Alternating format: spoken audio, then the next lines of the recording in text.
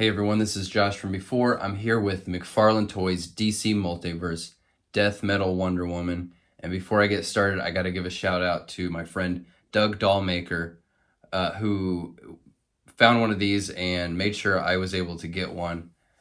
Really appreciate the help. Doug is very active on some of the McFarlane and multiverse related groups on Facebook, and he's always posting toy photography, and he's posting like when he finds stuff in the wild, and he's really helpful to a lot of people that are interested in this line. Also, he's on he posts a lot of that stuff on Instagram as well at Played with Plastic, and you can check out his artwork at Fabian's Finest Creations. I'll put all that on here so you can check him out. He's a really good guy, and I really appreciate him getting me one of these. I'm stalling. Can you tell I'm stalling? I really am trying to draw this out because I'm so stoked to look at this thing. But I'm just kind of prolonging the magic as long as possible.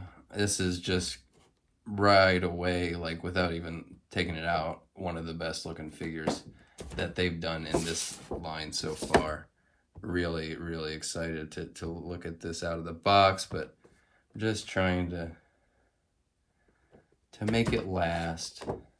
I've reviewed all the other figures in this wave so far, and it's just gotta be one of the best complete waves they've ever done, just as far as the look, the fun factor. These are really, really great in hand. So I guess I can't put it off any longer. I'm gonna have to take her out of the box. So let's go. So here she is.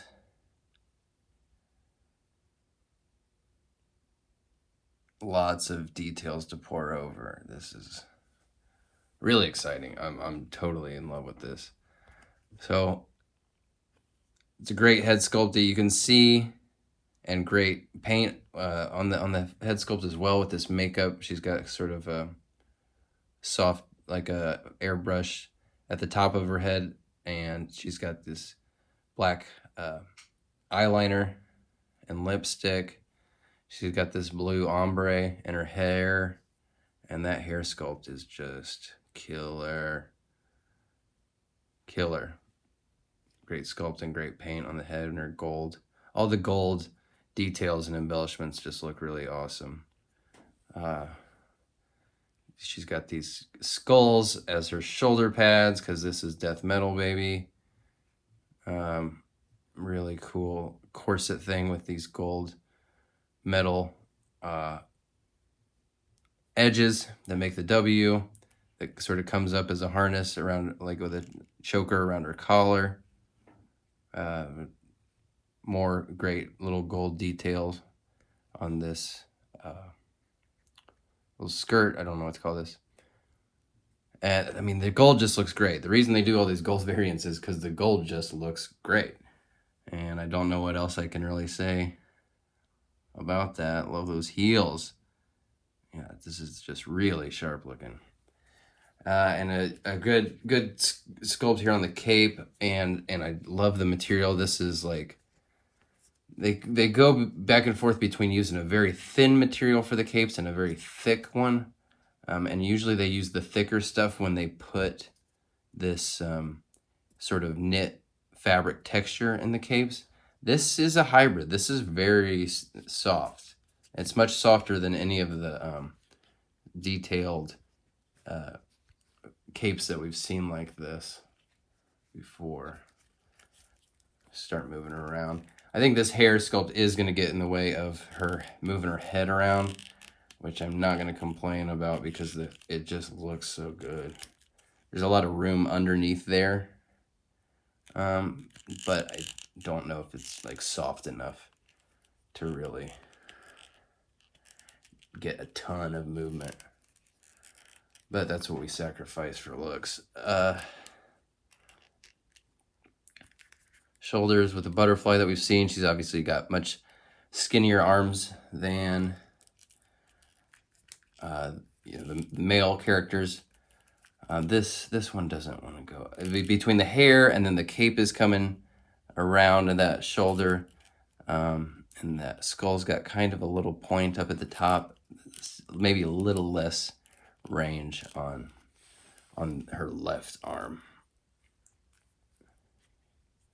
But she does have a bicep cut where that strap is, so that's hidden. One of the only sort of nitpicks, little gripes I've got is just that these elbow joints look a little loud because so much of her other articulation is so well hidden. It's very, very minor gripe, but it's worth mentioning. I mean, a really perfect double elbow as far as being able to get that full range of motion all the way up. So she can answer the phone. She can punch herself in the face, stop hitting yourself.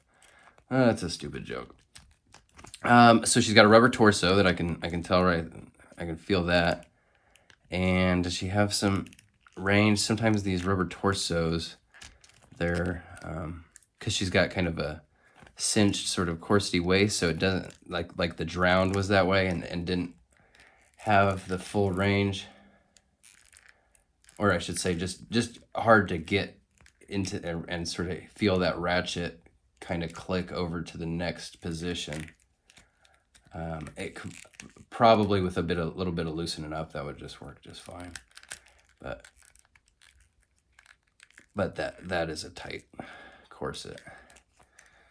And now anytime somebody has, sorry, I'm looking up her skirt, but the reason I'm doing it is a lot of times when characters in this line have something hanging over their waist, there's usually still a hidden waist joint in there, and this does have that. So again, people say these McFarlane toys are statues, and part of the reason is because they, oh my goodness, can you believe it? They hid the articulation instead of just having a huge obvious cut right there like some other lines that will go nameless. They actually hide the articulation, so people seeing them and they're like, well, that's a statue. Oh, no, it's not, dude. You just gotta move it around and play with it yourself. She doesn't have as much thigh swivel as, say, the Death Metal Superman had. And I gotta look over her skirt again to show you this, what I mean. What I'm talking about is sometimes they don't carve enough out of the butt, basically. Like if that was just like pared down a tiny bit, it would have the range to swivel here. Because people are always trying to talk Todd into adding thigh cuts, and they don't need a thigh cut if this thigh swivel works fine. This one's a little bit restricted. But she's got kicks all day. She can get the side split. I mean, she does have a lot of range in these. I'm covering it with my hand so you can't even see. That's helpful. It's good range because this is nice and soft material here on this little skirt thing hanging down. Double knees. Her big boots are a little prohibitive. I wonder if I can.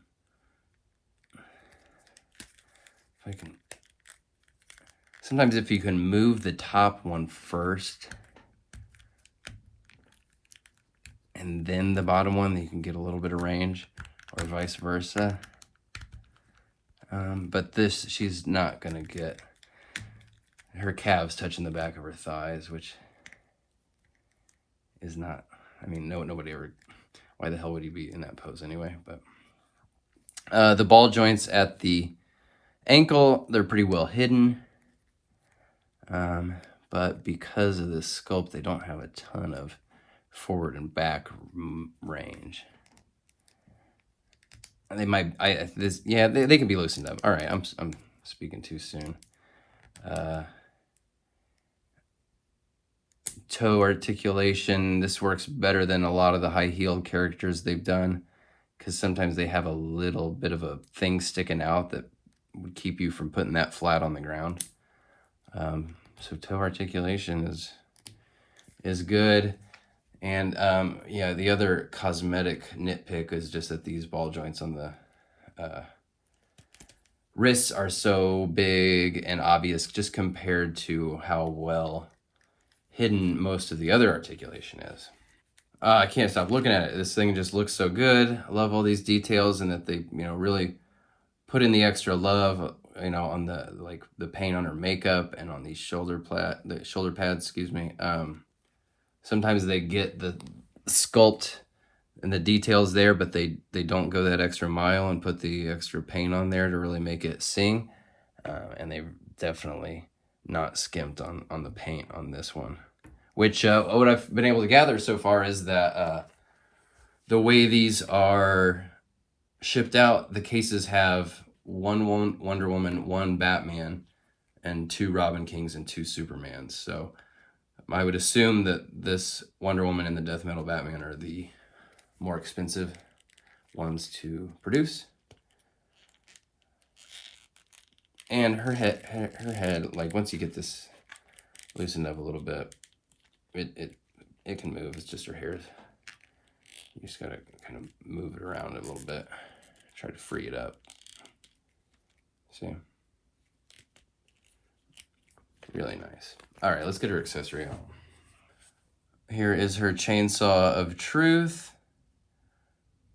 Lots of tiny little details, the wrapped handle, the details on little filigree on this kind of stuff. That's the that is the lasso of truth there, threaded through there, I believe.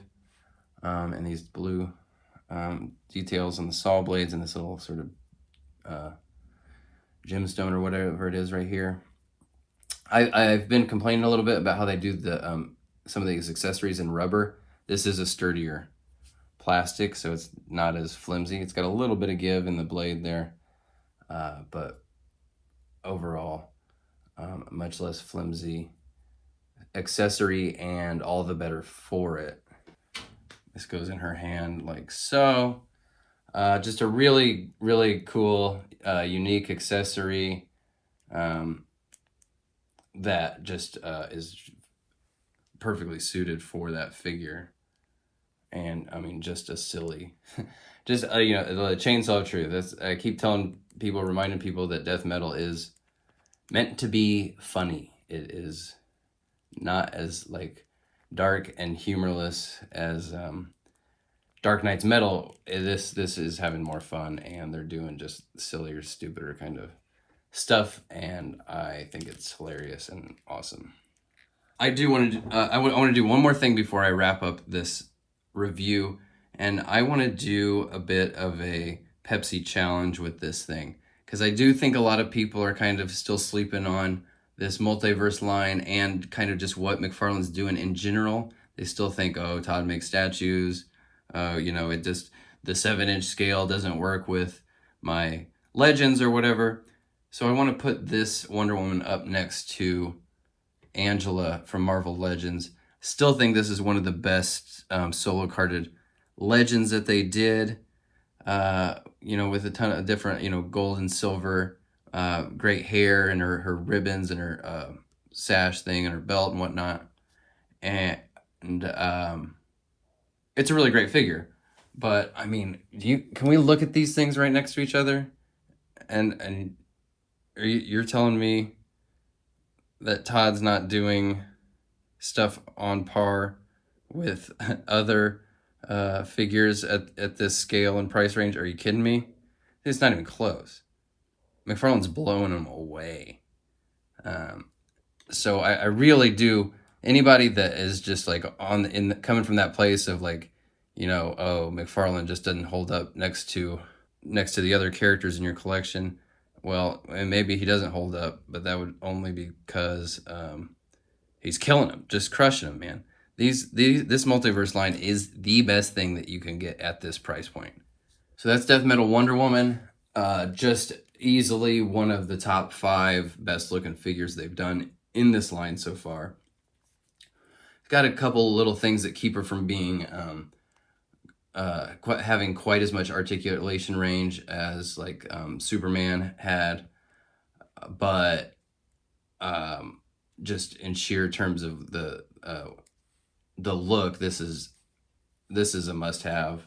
I think you're just not going to have any other, outside of this wave, you're just not going to have anything that looks like this on your shelf. It's really unique, just like a home run in terms of execution. A couple minor quibbles, but I'll forgive those because this thing is just excellent. So all right, guys, I think that's it. Thank you again to Doug for making sure I got one of these and was able to open it up and review it as soon as I could. This is gonna definitely be going in a primo position on the shelf here very soon. And that is it for this wave, except for building Darkfather, which I'll be doing in the next video. And I hope you guys enjoy that. I will see you on the next one. Bye.